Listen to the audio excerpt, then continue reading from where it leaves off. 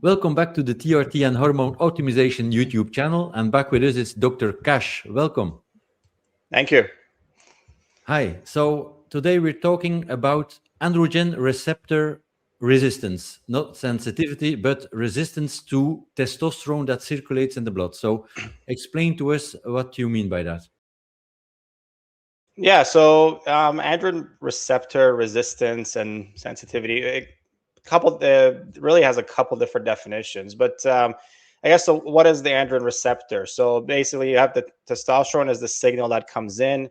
The androgen receptor that it binds to later determines what those effects are. So testosterone has to bind, has an effect in the cell, and induces what we call gene transcription, and that's how you get that like clinical effect of testosterone. And the androgen receptor is really what allows that to happen. It needs Testosterone has to bind to something. The key has to, the lock has to, and the key for that to that effect to actually happen. So the androgen receptor, depending on, I guess you could say, the size in layman's terms, the density, um, can have, and in addition to a couple other factors, can have an effect on what happens from here, where testosterone comes, to what happens afterwards when it binds to the receptor. We have something called the CAG, which is cytidine, adenine, and guanine. These are the three-letter DNA repeats that make up the receptor. We also have what we call co-regulators. So these are proteins that are based on the side of the androgen receptor, and what they do is they upregulate or downregulate that effect that testosterone, and also I should say DHT as well, has on the androgen receptor.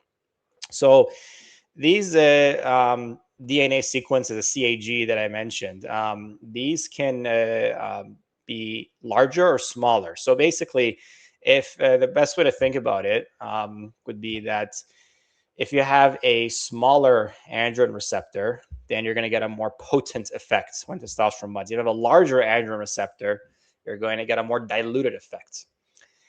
So I guess the question is, why does all this matter? Well, we always ask, why do some people feel differently on a certain level of testosterone? Why does somebody who's up at a 900 or 600 or 1100, why do they feel differently? Why does this person feel this? Why does this person feel that? Why does this person gain more muscle? This person has more libido. This person has less or more of that.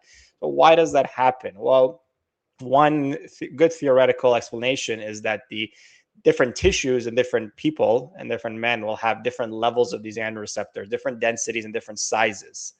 And the makeup of all of that can have a major impact on what clinical benefit, how you feel when you take testosterone. So that kind of comes into your question, is when you get resistance happening at the receptor level. Well, if the receptors are, I don't want to say not functioning necessarily, because they're kind of doing their job. It's not they're not working at all. They're still working to some extent. But if they're not as, let's say, effective as they should be, perhaps, then a certain level of testosterone is not going to give the result that we want. So that's why you see patients on follow-up, and some people, you have to increase their dose, make adjustments, because they don't feel that great yet. So that is essentially, we call the kind of a biochemical explanation for why that happens. Now, there's a bit of a spectrum too, because you have there's people with complete androgen insensitivity, where the androgen receptor does nothing. There's really nothing happening at all at that level, and that's it's kind of considered a bit of a rare disease, and it's pretty significant. I mean, you get no organ male phenotype effects happening. Basically, you get nothing happening. But there's also mild androgen insensitivity that kind of can be a bit of a spectrum, and it can be the cause of a lot of infertility cases that we see where we don't find the cause. Some of these patients can have gynecomastia. Some can have underdevelopment of certain organs that are maybe perhaps a little mild, but can be, might be noticeable to the physician, but a little bit milder. Maybe they've had symptoms throughout their life.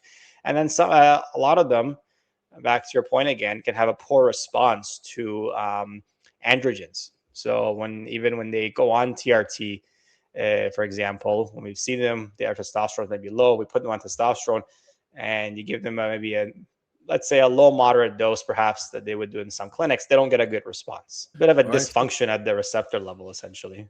Yeah, sure. So that explains why some people say I really need doses like 200 milligrams a week, or some even 250. Yeah, and it does happen. I think we're not quite there in terms of having a good test for it yet. I mean, you can sort of do some genetic testing for some of these things, but they're not well validated, not well available. Hopefully, it will be in the future. Then a lot of those patients can have a good explanation, and things can make a lot of sense for them, right? Mhm. Yeah. And if those patients are hypogonadal, what lab values are you looking for in the blood? Yeah, so for a lot of them, if they're true, if they have hypogonadism, we'll probably use this. I think we're sort of forced to use the same like standard lab values that they use for cutoffs if we're going to diagnose them with hypogonadism. But it's not unusual for those patients to, when you put them on TRT, for them, you have somebody who's low already, like very low, and you give them TRT and they still don't feel much better.